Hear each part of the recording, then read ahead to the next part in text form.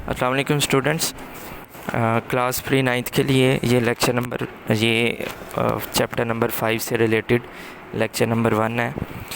इसको मैं बेसिकली पहले हमने क्लास नाइन्थ के लिए भी चैप्टर नंबर 5 ही रिकॉर्ड किया था, लेकिन ये चूँकि अब ये वाला जो लेक्चर है गूगल में हमारा जो चैप्टर नंबर 5 ही चल रहा है प्री 9 क्लास के लिए, इसलिए हमने जब तक ये चैप्टर 5 ख़त्म नहीं हो जाता तब तक हम जो है वो गूगल का जो स्केजुल है हम उसको फॉलो करेंगे।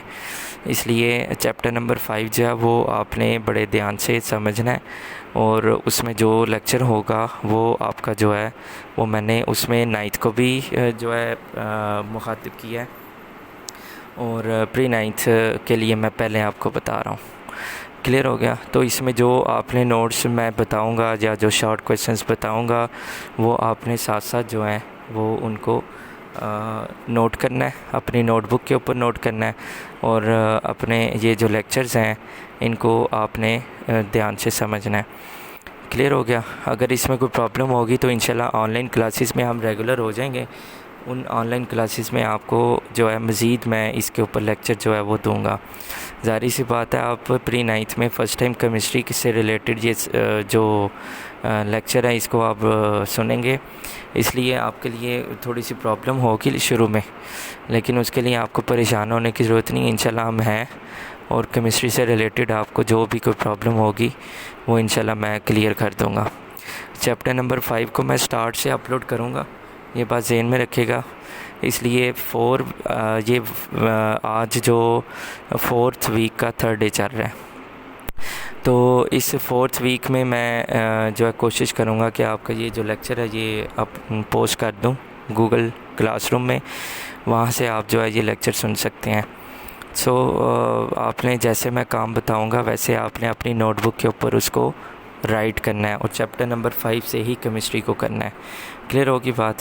तो बाकी ये जो क्या करना है चैप्टर मतलब उसमें मैंने ना 9th क्लास को पहले बता दिया था कि आपने कुछ चैप्टर जो हैं वो पहले स्टडी किए हुए हैं, इसलिए आपने इस जो मैं लेक्चर में बोलूँगा वो 9th के लिए बेसिकली था, उसमें आपने परेशान नहीं होना। क्लियर होगी बात? तो प्री 9th के लिए चैप्टर नंबर 5 स्टार्ट से जो लेक्चर होगा वो मेरा आज आप ये रिकॉर्डेड जो है वो आप सुनेंगे इस वीडियो लेक्चर में। आंसर में लिख लेने हैं। पहला पॉइंट ये लिख लीजिएगा, गैसियस स्टेट। बिस्मिल्लाहिर्रहमानिर्रहीम। अस्सलाम वालेकुम स्टूडेंट्स। क्लास 9th के लिए केमिस्ट्री का जो है ये लेक्चर मैं रिकॉर्ड कर रहा हूँ। इसमें मैं पहले बता दूँ कि कुछ बच्चे ऐसे हैं जो प्री 9th में कुछ चैप्टर्स पढ़ के आए हैं। अब हम ये चाहते थे कि बच्चों को जो है वो इस लिहाज से साथ लेके चला जाए कि सबके लिए, चूँकि ये एक ही लेक्चर होगा 9th के तमाम स्टूडेंट्स के लिए, इसलिए हम इसमें जो है वो ये कर रहे हैं कि कुछ स्टूडेंट्स ऐसे थे जिसमें उन्होंने पहले 4 चैप्टर और 6 चैप्टर स्टडी किया हुआ है, और कुछ ऐसे स्टूडेंट्स हैं जिन्होंने पहले मतलब 5 चैप्टर स्टडी किया हुआ है। तो मैंने ये देखा कि मोस्टली बच्चे जो हैं वो पहले 4 और 6 चैप्टर कर चुके हुए हैं, तो इसलिए मैंने 5 चैप्टर को जो है वो चूज़ किया कि मैं सब चैप्टर 5 भी कर लूँ, वहाँ से स्टार्ट करूँ। इसलिए आपने ये बात ज़हन में रखनी है, जिन लोगों ने चैप्टर 5 को स्टडी कर लिया हुआ है वो एक बार फिर उसको रिवाइज़ कर लें, हमारे साथ रिवाइज़ करें, और जिन्होंने नहीं किया हुआ वो भी साथ करें। और दोनों टाइप के जो स्टूडेंट्स हैं, जिन्होंने कर लिया हुआ या जिन्होंने नहीं किया हुआ, वो अपने नोट्स बनाएंगे। साथ साथ मैं बताऊंगा आपको कि जो है वो बुक से आपने क्वेश्चन आंसर्स बनाने हैं, वो मैं बताऊंगा आपको आज, और वो साथ साथ आपने शॉर्ट क्वेश्चंस को राइट भी करना है और साथ साथ लर्न भी करना है। अब इसमें सबसे पहले आ जाता है चैप्टर नंबर 5 में आपने जो बेसिकली स्टडी करना है वो स्टेट्स ऑफ मैटर है। मैटर आपको पता है कि कोई भी ऐसी चीज़ जो वज़न घेरे और जगह घेरे उसका नाम वो मैटर है। अब उसमें आपने इस मैटर की डिफरेंट स्टेट्स को स्टडी करना है। इस चैप्टर के अंदर मोस्टली 3 स्टेट्स हैं, एक गैसियस स्टेट है, एक लिक्विड स्टेट है और एक सॉलिड स्टेट है। सिंपलेस्ट स्टेट इसमें जो मैटर की आ जाती है वो गैसियस स्टेट है, जबकि जो कॉमन स्टेट इसमें जो नेचर में एग्जिस्ट करती है वो सॉलिड स्टेट है, मोस्टली जो कॉमन है।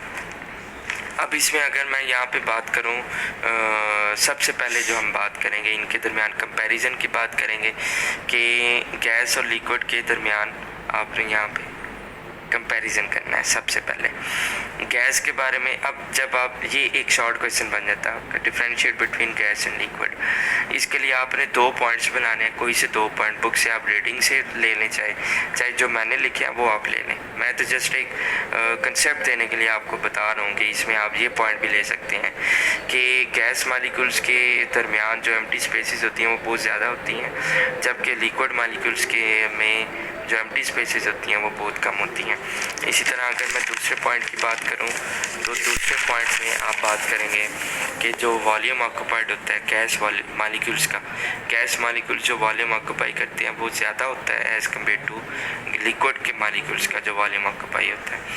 और गैस के मालिक्यूल्स की कोई डेफिनेट शेप, कोई डेफिनेट वॉल्यूम नहीं होता, और जबकि लिक्विड का डेफिनेट वॉल्यूम तो ज़रूर होता है लेकिन उसकी डेफिनेट शेप नहीं होती।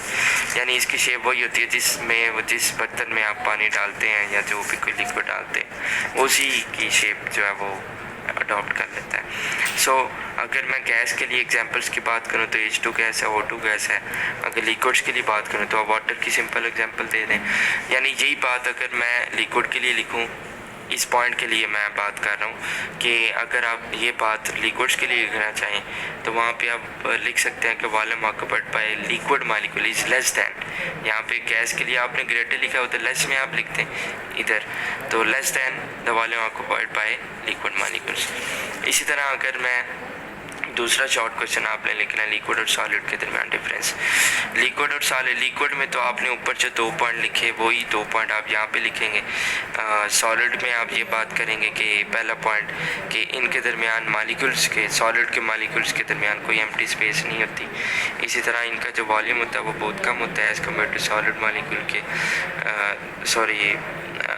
सॉलिड मालिक्यूल्स की वजह से जो वॉल्यूम ऑक्यूपाई होता है वो बहुत कम होता है, जबकि लिक्विड का जो वॉल्यूम ऑक्यूपाइड होता है वो बहुत ज़्यादा होता है एज़ कम्पेयर टू सॉलिड के। उसकी वजह इनके दरमियान एम्प्टी स्पेसेस होती हैं। सॉलिड की तो नेग्लिजिबल एम्प्टी स्पेसेस हैं, लेकिन लिक्विड की एम्प्टी स्पेसेस होती हैं लेकिन वो भी बहुत कम होती हैं, गैस के मुकाबले में बहुत कम होती हैं। सो अगर आपने इनकी स्टेटमेंट लेनी है, बुक में से स्टेटमेंट लेनी है, तो आप बुक में जो आपका चैप्टर नंबर 5 है उसका पेज नंबर जो है वो मैं आपके सामने यहाँ पे ओपन कर देता हूँ।